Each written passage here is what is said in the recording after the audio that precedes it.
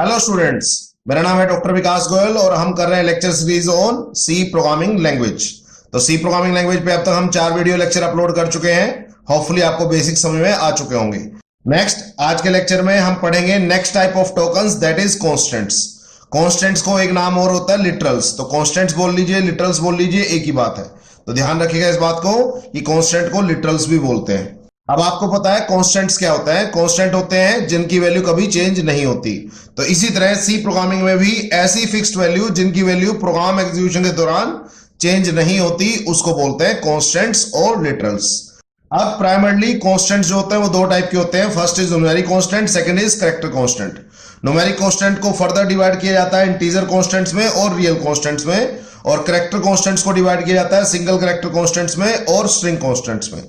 ठीक है, अब आपको पता है इंटीजर वैल्यू क्या होती है, 5 -10 -1 लाख, कोई भी वैल्यू या 1 जो भी आपने सोचना है एक्सेट्रा। रियल कांस्टेंट्स कौन से होते हैं, जो डेसिमल पॉइंट के साथ हो, तो 7.5 -10.999 वगैरह वगैरह। सिंगल कैरेक्टर कांस्टेंट होते हैं ऐसे कैरेक्टर कांस्टेंट जो सिंगल कोट के अंदर आते हैं, और स्ट्रिंग कांस्टेंट जो होते हैं वो उनके ऊपर डबल कोट्स लगे होते हैं। ठीक है, तो अब इनके बारे में हम डिटेल से बात करेंगे फर्दर स्लाइड्स में। ठीक है, अब है first type of constant, that is integer constant. तो इंटीजर कांस्टेंट क्या होता है, a sequence of digit without decimal point. बस उसके अंदर डेसिमल पॉइंट नहीं होना चाहिए और एक्सपोनेंशियल पार्ट नहीं होना चाहिए। इसका क्या मतलब होता है बात करेंगे। तो फॉर एग्जांपल -5 10 -1743 एक्सेट्रा। तो आप देख सकते हैं इनमें से किसी भी नंबर में डेसिमल पॉइंट नहीं है। तो अब कुछ रूल्स पढ़ लेते हैं इंटीजर कांस्टेंट बनाने के लिए। फर्स्ट है must have at least 1 digit without decimal point. तो किसी भी इंटीजर कांस्टेंट में कम से कम एक डिजिट होनी चाहिए, जैसे 5 7 -9 एक्सेट्रा। तो कम से कम एक डिजिट होनी चाहिए। Second, comma and blank spaces are not allowed. तो कोमाज अलाउड नहीं है। तो जैसे कोई नंबर है 7000, तो आप 7000 को ऐसे नहीं लिखा सकते कोमा लगा के, और मान लो कोई 1 लाख लिखना है तो आप स्पेस भी नहीं डाल सकते बीच में। ठीक है, तो आपको स्पेस और कोमाज अलाउड नहीं है। जैसे जर्नल हम लिखते टाइम डाल देते हैं कोमा याद रखने के लिए, बट यहां अलाउड नहीं है। Third, integer can be positive और negative, by default sign is positive. तो आपको पता है 7 लिखा है तो बाय डिफॉल्ट वो क्या है, +7। इसी तरीके से -9 लिख सकते हैं, -1 लाख आ सकता है, कुछ भी आ सकता है। तो ये सारे अलाउड है, इसमें कोई प्रॉब्लम नहीं है। ठीक है, तो होपफुली इनमें कोई दिक्कत नहीं होगी, सिंपल सी बातें थी। तो नेक्स्ट है देयर आर 3 नोटेशंस और representation of any integer constant. तो किसी भी इंटीजर कांस्टेंट को 3 तरीके से रिप्रेजेंट किया जा सकता है, डेसिमल फॉर्म में, ऑक्टल फॉर्म में और हेक्साडेसिमल फॉर्म में। डेसिमल का मतलब होता है 10, तो इसलिए इसका बेस क्या होता है 10। ऑक्टल का मतलब होता है 8, तो इसलिए इसको बेस 8 भी बोलते हैं। और हेक्साडेसिमल का मतलब होता है 16, इसलिए इसको बेस 16 भी बोलते हैं। तो होपफुली आपको पता लगेगा कि बेस 10, बेस 8 और बेस 16 क्यों बोल रहे हैं, क्योंकि इनका मतलब होता है 10, 8 एंड 16। होपफुली पता होगा कुछ बच्चों को, नहीं पता होगा तो कोई बात नहीं, बात कर लेंगे। तो फर्स्ट है डेसिमल इंटीजर कांस्टेंट, इसका बेस होता है 10। इसका मतलब इसके अंदर 10 डिजिट्स अलाउड है। तो 10 डिजिट कौन सी, 0 से 9। तो 0 से 9 डिजिट्स का आप यूज करके कुछ भी नंबर बनाएंगे, इंटीजर नंबर बनाएंगे, आप उसको डेसिमल नंबर बोलेंगे। जैसे 749 347 10947 एक्सेट्रा। तो कुछ भी बोले तो all are the decimal number, और आप रियल लाइफ में भी इन्हीं नंबर्स को यूज करते हैं। सेकंड है octal integer constant. Octal integer constant का बेस होता है 8। तो इसका मतलब आपको 8 डिजिट्स ही अलाउड है। तो 8 डिजिट कौन सी, 0 से 7। तो 0 से 7 काउंट करोगे तो 8 बनेगी। तो आप अपने नंबर में अब 0 से 7 के अलावा कोई डिजिट यूज नहीं कर सकते, मतलब आपको 8 और 9 यूज करना अलाउड नहीं है। तो एक एग्जांपल है 347। तो अब ठीक है, it can be an octal number, क्योंकि इसमें सारे डिजिट 0 से 7 के बीच में है। बट ये तो मैंने डेसिमल में भी लिखवाया था और ऑक्टल में भी लिखवा दिया, तो मुझे कैसे पता लगेगा वो नंबर डेसिमल है या ऑक्टल है। तो ऑक्टल नंबर को पहचानने के लिए हमेशा उसके स्टार्टिंग में एक 0 लगा होता है। तो जब भी एक 0 लगा होगा तो इसका मतलब वो ऑक्टल नंबर है, और विदाउट 0 वो डेसिमल नंबर है। तो इसी तरीके से 1 2 3 है तो 0 लगा दिया आगे, तो इसका मतलब इट इज ना ऑक्टल नंबर। ठीक है, इसी तरीके से 5 4 5 2 है विद ए 0, इसका मतलब ये भी ऑक्टल नंबर है। बट अब इसके बाद ये बताइए जरा, ये ऑक्टल नंबर है क्या, 0 है दैट इज फाइन, 7 है that is okay, but 8 allowed नहीं होता, तो it's not a octal number. अब ये बताइए जरा, ये ऑक्टल नंबर है? नहीं है, 9 तो यूज कर ही नहीं सकते। इसी तरीके से ये बताइए 347, तो is it A octal number? नहीं लग रहा है क्योंकि 0 to 7 ही यूज हो रहा है, बट इसके आगे 0 नहीं है, तो ये बात ध्यान रखना, ये भी एक ऑक्टल नंबर नहीं है। तो ऑक्टल नंबर में आगे 0 लगानी मस्ट है, और आप सिर्फ 0 to 7 डिजिट्स का यूज कर सकते हैं, इससे ज्यादा डिजिट्स का यूज नहीं कर सकते, तो ये बात ध्यान रखना। नेक्स्ट है हेक्साडेसिमल इंटीजर कांस्टेंट, इसका बेस होता है 16, मतलब आपको 16 डिजिट्स अलाउड है, बट मेरे पास डिजिट तो होती है सिर्फ 10, 0 to 9। इसके अलावा 6 पोजीशन और बची हैं, उसके लिए आप यूज करते हैं A to F। आप A अपर केस में भी लिख सकते हैं, लोअर केस में भी लिख सकते हैं, और F अपर केस और लोअर केस दोनों में लिख सकते हैं। 4, 10 to 15, मतलब 10 के लिए A, 11 के लिए B, 12 के लिए C, 13 के लिए D, 14 के लिए E और 15 के लिए F। तो ये 6 आप कैरेक्टर्स और यूज कर सकते हो, आप इनको अपर केस में भी लिख सकते हो और लोअर केस में भी लिख सकते हो। अगेन लेट्स सपोज मैंने 747 लिख दिया, it can B A decimal number, क्योंकि 0 to 9 सारे डिजिट यूज हो रही हैं, बट अब मुझे कैसे पता लगेगा ये डेसिमल है या हेक्साडेसिमल है? तो इसके आगे लिखा होता है 0x, तो it is identified by leading 0x और 0x, तो आप x स्मॉल लिखिए, आप बड़ा लिखिए, कोई फर्क नहीं पड़ता। Similarly 0x ABC, it is also a hexadecimal number. तो फर्स्ट डिजिट से आप पहचान सकते हैं कि मेरा नंबर है वो डेसिमल नंबर है, ऑक्टल नंबर है या हेक्साडेसिमल नंबर है। एक दो एग्जांपल और लेते हैं। मान लो अगर 949 लिखा है तो ये आपका हेक्साडेसिमल नंबर नहीं होगा, क्योंकि इसके आगे 0x नहीं लिख रखा आपने, ठीक है, तो ध्यान रखिएगा इस बात को। तो इसी तरीके से और नंबर ले लो 0747, ये भी आपका हेक्साडेसिमल नंबर नहीं है, क्यों? क्योंकि यहां 0 यूज हो रहा है, 0x यूज होना चाहिए, तो ये दोनों ठीक थे, ये दोनों गलत है। तो होपफुली आपको डेसिमल, ऑक्टल और हेक्साडेसिमल की रिप्रेजेंटेशन समझ में आ गई होगी, इनकी आपस में कन्वर्जन आपको आनी चाहिए, होपफुली आती होगी कुछ बच्चों को। अगर स्टिल कोई पॉइंट ऑफ डाउट होगा तो नेक्स्ट लेक्चर में हमको डिस्कस करेंगे। नेक्स्ट लेक्चर में हम इसके ऊपर काफी अच्छे इंपॉर्टेंट न्यूमेरिकल प्रॉब्लम करेंगे, जो मैक्सिमम टाइम गेट में, इसरो में, डीआरडीओ के और कैंपस प्लेसमेंट के रिटन टेस्ट में आती हैं। तो हम नेक्स्ट लेक्चर में उसके बारे में बात करेंगे। तो नेक्स्ट लेक्चर मोस्ट इंपॉर्टेंट है, तो ध्यान रखिएगा, नेक्स्ट लेक्चर जरूर देखिए आप, ठीक है। अब एक नोट है इंपॉर्टेंट, ध्यान रखिएगा, we generally use decimal integer constant in our daily life. जो आपकी डेली लाइफ है उसमें मैक्सिमम टाइम आप डेसिमल नंबर यूज करते हैं, ऑक्टल और हेक्साडेसिमल नंबर होपफुली आज तक तुमने यूज नहीं किया होगा। तो इसलिए मैक्सिमम प्रोग्राम्स में, क्योंकि जो प्रोग्राम्स हैं वो रियल लाइफ प्रॉब्लम से रिलेटेड ही बनाए जाते हैं, इसलिए मैक्सिमम प्रोग्राम्स में भी डेसिमल नंबर ही यूज होते हैं। अब पूछ सकते हैं अभी ऑक्टल और हेक्साडेसिमल नंबर कहां यूज होते हैं? तो जो ऑक्टल और हेक्साडेसिमल नंबर हैं वो जनरली यूज होते हैं मशीन लेवल लैंग्वेज प्रोग्रामिंग में। तो जब आप लो लेवल लैंग्वेज प्रोग्रामिंग करते हैं या मशीन लेवल लैंग्वेज प्रोग्रामिंग करते हैं, तब आपको ऑक्टल और हेक्साडेसिमल रिप्रेजेंटेशन की समझ होनी चाहिए और पता होना चाहिए। उसके अलावा जनरल प्रोग्राम में डेसिमल नोटेशन यूज होती है, ध्यान रखिएगा। नेक्स्ट है रियल कांस्टेंट, और रियल कांस्टेंट को फ्लोटिंग कांस्टेंट्स भी बोलते हैं या फ्लोटिंग नंबर्स भी बोलते हैं। तो आपको पता है रियल कांस्टेंट में क्या फर्क होता है, बस यहां पे एक डेसिमल पॉइंट आना मस्ट है। तो किसी भी नंबर में अगर डेसिमल पॉइंट आ जाए तो इसका मतलब वो रियल नंबर है या रियल कांस्टेंट है, और विदाउट डेसिमल पॉइंट आए तो इसका मतलब वो इंटीजर कांस्टेंट है। तो कुछ एग्जांपल देख लेते हैं। 7.45, ठीक है, 0.0009, -10.39, 3.142 यूज करते हैं आप पाई की वैल्यू। इसके अलावा 0.074 कुछ भी। तो इस तरह जो नंबर है जिसमें डेसिमल पॉइंट आते हैं उन नंबर्स को बोलते हैं रियल कांस्टेंट्स।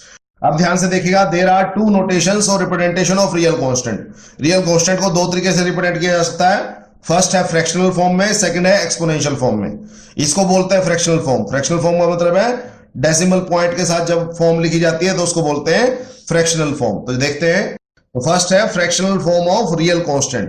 तो फ्रैक्शनल फॉर्म में स्टैंडर्ड फॉर्म क्या होती है, एक डेसिमल पॉइंट आएगा, उसके लेफ्ट में जो लिखा होगा उसको आप होल नंबर बोलते हैं, और राइट में जो लिखा होता है उसको आप फ्रैक्शनल पार्ट बोलते हैं।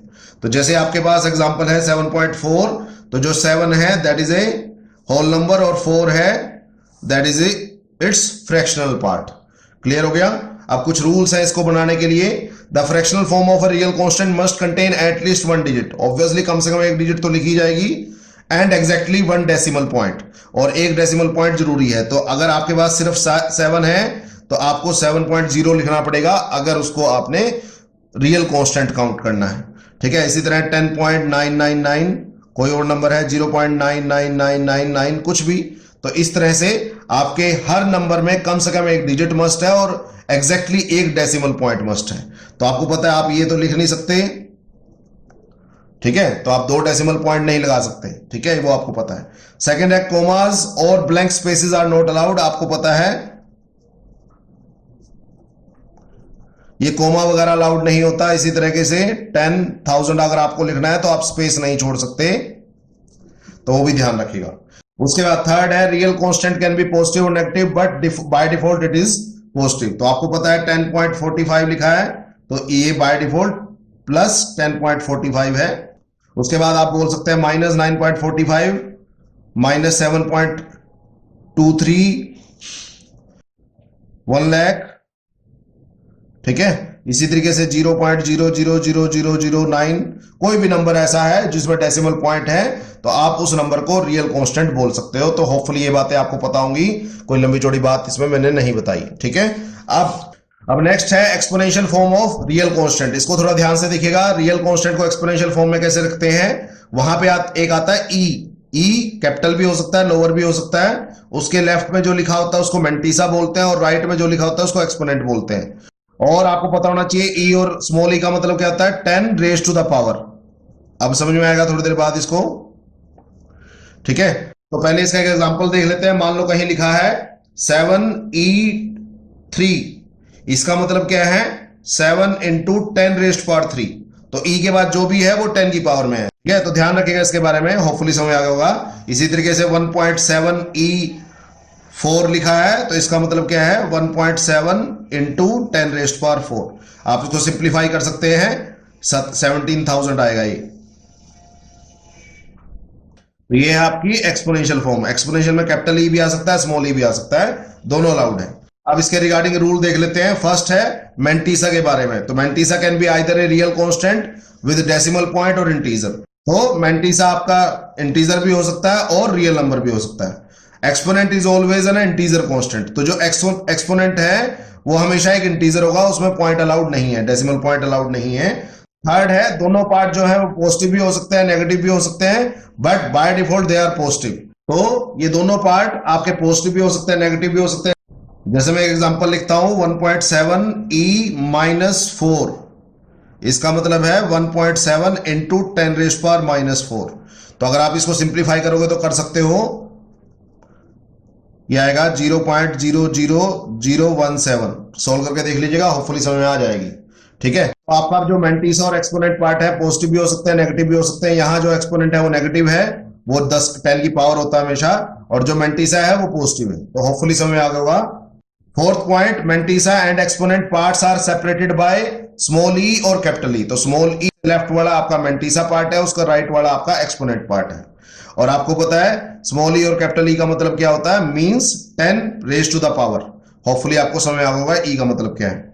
नेक्स्ट है नो कोमा और ब्लैंक स्पेसेस आर अलाउड, वो आपको पता ही है 1,700e0, तो ये आपको अलाउड नहीं है, कोमा वगैरह आपको अलाउड नहीं है, तो ध्यान रखिएगा इस बारे में, ठीक है। अब एक इंपॉर्टेंट नोट है, ध्यान से सुनिएगा कि हम एक्सपोनेंशियल फॉर्म यूज कहां करते हैं। मैक्सिमम टाइम तो हम फ्रैक्शनल फॉर्म ही देखते हैं, तो हम एक्सपोनेंशियल फॉर्म, ये वाली फॉर्म यूज कहां करते हैं। जनरली एक्सपोनेंशियल फॉर्म तब यूज की जाती है जब आपको काफी छोटा नंबर और काफी बड़ा नंबर एक्सप्रेस करना हो, रिप्रेजेंट करना हो। तो जैसे आपने 1 लाख रिप्रेजेंट करना है तो आप 1 लाख को 5 zeros हैं, अगर इसमें लिखेंगे तो it will be very small, लो।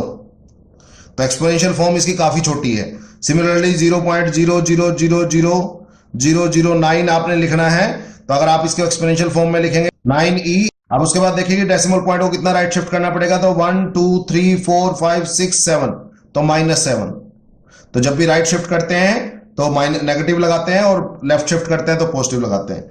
तो काफी बड़ा नंबर जब हो और काफी छोटा नंबर जब हो तो it will be great to represent it by exponential form. थोड़ा कॉम्पैक्ट हो जाती है, वैसे बहुत बड़ा लिखने में पड़ता है। तो ये आपकी इच्छा है कि आप इसको यूज करना चाहें या ना करना चाहें, बट आपको पता होनी चाहिए। तो होपफुली अब आपको फ्रैक्शनल फॉर्म और एक्सपोनेंशियल फॉर्म दोनों समझ में आ गया अच्छी तरह। नेक्स्ट है सिंगल कैरेक्टर कांस्टेंट। ये मोस्ट इंपोर्टेंट है, ध्यान से देखिएगा। तो सिंगल कैरेक्टर कांस्टेंट क्या होता है? It contains single character enclosed in single quotation mark. तो जब हम किसी भी सिंगल कैरेक्टर को, लेट्स सपोज ए है मेरे पास एक कैरेक्टर, अगर हम उसको सिंगल कोटेशन मार्क्स के अंदर रखें, then it is said to be single character constant. आप उसको सिंगल कोट्स बोल सकते हैं या एपोस्ट्रोफीज भी बोल सकते हैं। तो होपफुली आपने सुना होगा नाम ये। अब ध्यान से देखिए इस बात को। द कैरेक्टर में बी ए अल्फाबेट, डिजिट और स्पेशल कैरेक्टर। तो यहां सिंगल कोट के अंदर कुछ भी आ सकता है, आपका अल्फाबेट भी आ सकते हैं, सिंगल होना चाहिए, डिजिट्स भी आ सकते हैं,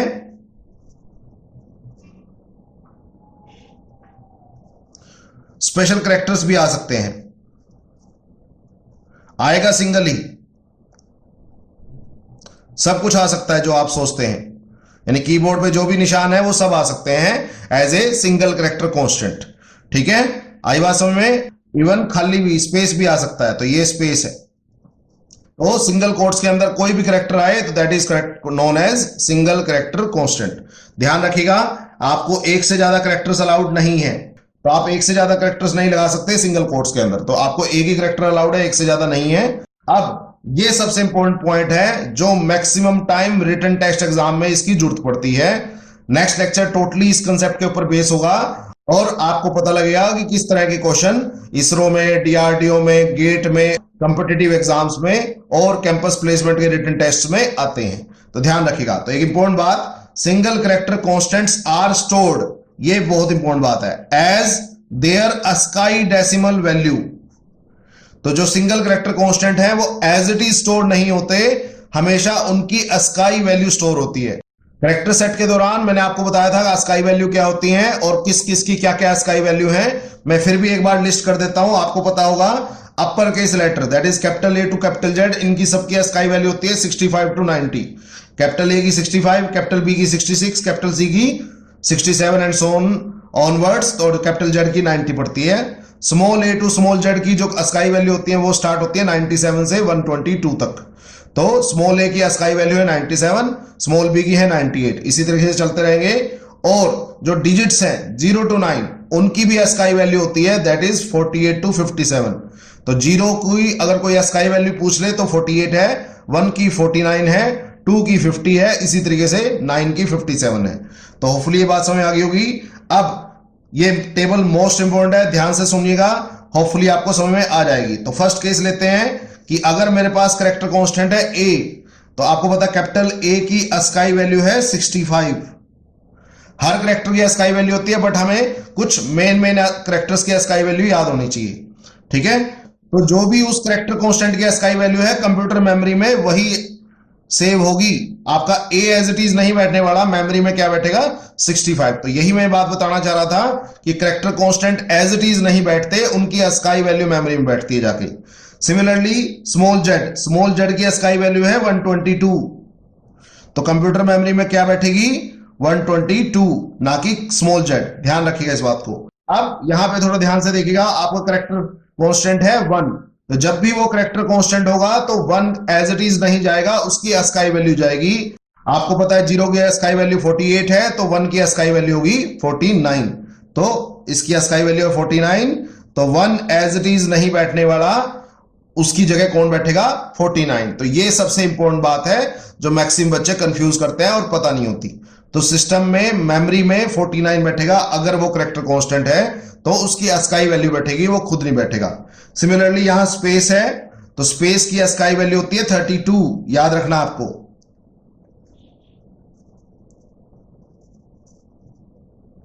मैंने बताई भी थी, तो 32, तो कंप्यूटर मेमोरी में बैठेगा 32। सिमिलरली लास्ट है 9 के ऊपर सिंगल कोट लगे हैं, इसका मतलब ये सिंगल कैरेक्टर कांस्टेंट है, इसका मतलब ये एज इट इज नहीं बैठेगा, इसकी ASCII वैल्यू बैठेगी। तो इसकी ASCII वैल्यू क्या है 9 की, आप देख सकते हैं 57, तो 57 और कंप्यूटर मेमोरी में भी क्या बैठेगा 57।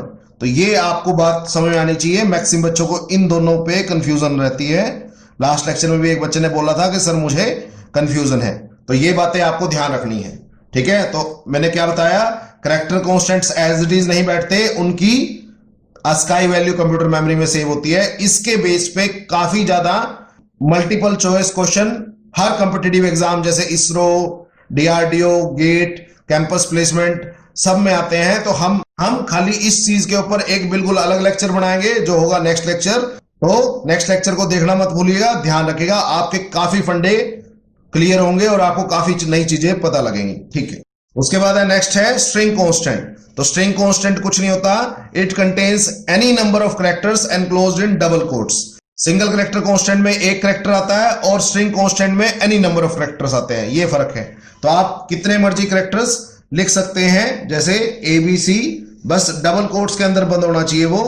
आप अकेला कैरेक्टर भी लिख सकते हैं, उससे कोई दिक्कत नहीं है, तब भी वो कैरेक्टर कांस्टेंट ही होगा। आप खाली स्पेस छोड़ दीजिए, वो भी ठीक है। आप कुछ भी नहीं छोड़ेंगे उनके बीच में, तो इसको बोलते हैं नल स्ट्रिंग। अगर डबल कोट्स के बीच में कुछ भी नहीं है तो उसको क्या बोलते हैं, नल स्ट्रिंग, ठीक है। नल स्ट्रिंग को जनरली ऐसे लिखते हैं, ठीक है। तो ये चीजें हैं, तो होपफुली आपको स्ट्रिंग कांस्टेंट भी समझ में आ गया। अब लास्ट एक बात आपको बतानी है, ये आपको बातें पता होनी चाहिए नेक्स्ट लेक्चर स्टार्ट करने से पहले, क्योंकि नेक्स्ट लेक्चर में हम इनका बहुत ज्यादा यूज करेंगे। अब जब भी आप किसी सी प्रोग्राम में इनपुट या आउटपुट करते हैं तो आपको कंप्यूटर को बताना पड़ता है कि जो मैं इनपुट या आउटपुट करा रहा हूं वो किस टाइप का कांस्टेंट है, वो किस टाइप का कांस्टेंट है। तो उसके लिए कुछ फॉर्मेट स्पेसिफायर यूज होते हैं इनपुट और आउटपुट स्टेटमेंट में। इनपुट स्टेटमेंट आपको पता होगी स्कैनएफ, और आउटपुट स्टेटमेंट होती है प्रिंटएफ। तो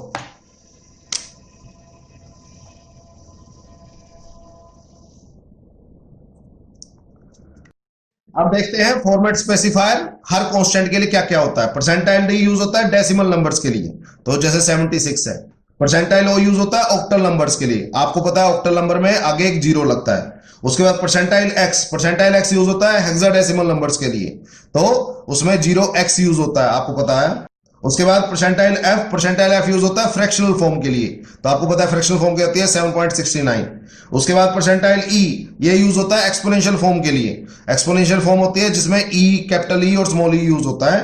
उसके बाद परसेंटाइल सी यूज होता है कैरेक्टर कांस्टेंट के लिए, तो ये है कैरेक्टर कांस्टेंट। और परसेंटाइल एस, ये यूज होता है स्ट्रिंग कांस्टेंट्स के लिए। तो ये सारे फॉर्मेट स्पेसिफायर आपको याद होने चाहिए। नेक्स्ट वीडियो लेक्चर में हम बहुत ज्यादा इनको यूज करेंगे और इनके बारे में थोड़ा सा एक्सपेरिमेंट भी हम करेंगे, सो दैट आपके सारे कंसेप्ट बिल्कुल अच्छी तरह क्लियर हो जाए। तो होपफुली कांस्टेंट्स के बारे में क्लियर हो गया होगा सब कुछ। Next lecture most important lecture है, तो उसको जरूर देखिएगा, सो दैट आपके काफी फंडे क्लियर हो जाएंगे और कुछ आपको फंडे नए भी पता लगेंगे, ठीक है। मिलते हैं नेक्स्ट लेक्चर में, ठीक है।